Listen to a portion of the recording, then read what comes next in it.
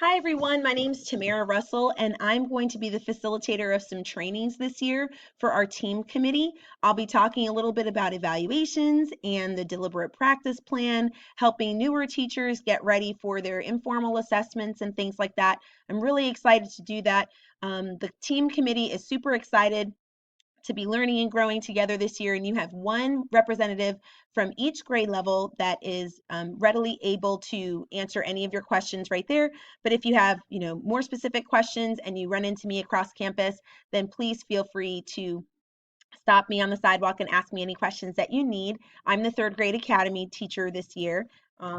So anyway, let me get started without further ado. This particular video that I'm going to be doing with you today is to show you how to access the deliberate practice plan and also how our rookie teachers are going to access the self-assessment, which is what you need to do in order to help you get ready for your deliberate practice. So you're going to go on to the county website, www.lake.k12.fl.us. Scroll all the way down till you get to the portals and click on Excel True North Logic. Once you get there, click on My Evaluations, Classroom Team Evaluation for 2016-2017. And then I'm going to start with the Category 1A only first semester. Now this section is for our brand new rookie teachers, okay? So this does not have to be done by veteran teachers, only by the rookie teachers.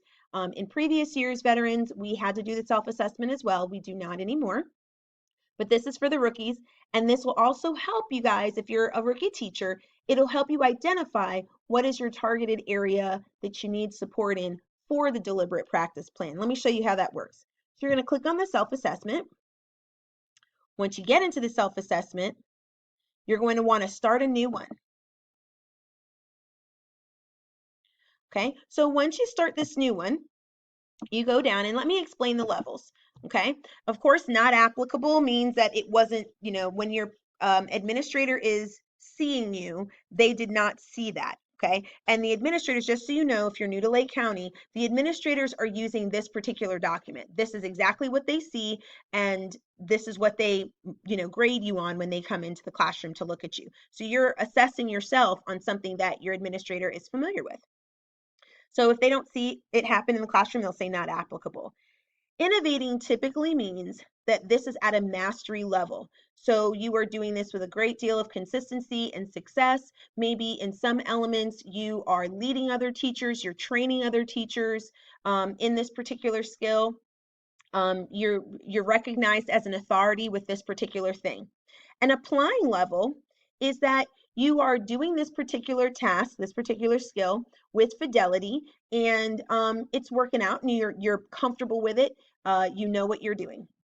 Your developing level is going to be a level of you're doing it with some consistency, maybe not a ton of consistency. Let me give you an example.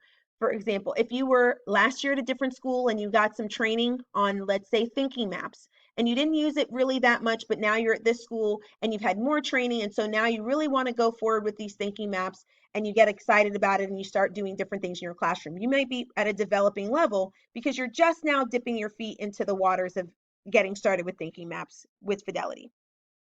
A beginning level is for somebody who maybe hadn't ever seen something before, and this is the first time that they're actually being exposed to it. And so they're just beginning to get started with that particular skill. Of course, not using means that you're not doing it at all. And at our school, we've had so much training on so many different things. I can't really think of anything off the top of my head that anyone would be at a not using level, because most of these things are things we're all doing at some level. Now, let's get started with how we actually do the self-assessment. Let's say for the first one, providing rigorous learning goals and performance scales. When I go through this, I click a couple of different things. At the top, you'll notice these are teacher ones, okay? Then at the bottom, these are student ones. So as I'm thinking about what I do as a teacher, I'm doing quite a bit of this.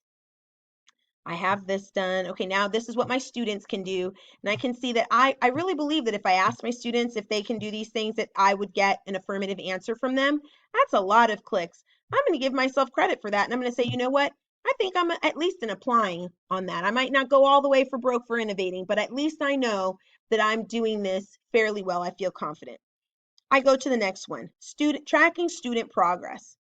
Maybe with this one though, I notice I'm not as good at this. I'm thinking about what the words say and I'm not getting there so much. So I might say that I'm developing. I've had some training on tracking student progress, but I could get better. This particular developing makes me think to myself now when I'm looking at what I want to get better at for the course of the school year, I may pick tracking student progress because I got a developing on this. If it was something that I decided, you know what, I'm a beginning level at this would definitely be where I would target for my deliberate practice plan. So now what I'm going to do is go all the way down. All right, so now what I would do is I would save this material and exit. Now you'd have to go, don't forget, you go all the way down to the bottom, finish it all the way up, and then come to the top. Save and exit. And now, once I've saved and exited, you'll see that it's been saved here under letter A. And you guys will all start with the letter A. And as many more times as you do a self-assessment throughout the year, it'll change B, C, D. But you can see here, I rated myself as applying, and here I rated myself as beginning. I would, if I were you, rookie teachers, I would go all the way through this document, find anything where I rated myself at the lowest level. So if it was a beginning or developing, something like that, then that's where I would go for my deliberate practice plan. Don't pick something that's already applying. Pick something where you're needing the help, right? So then you're going to go back and you're going to go into the deliberate practice plan. You're going to identify your focus strategy. So remember the one that I said that I wasn't really good at, that I was beginning at. I'm going to click on edit first. The one that I needed help was in domain 1, and it was tracking student progress. So I might go through this and look and see, okay, which one would help me with tracking student progress? Maybe it would be communicating learning goals and scales or helping students interact with new knowledge. I would respond to the questions, typing in each section.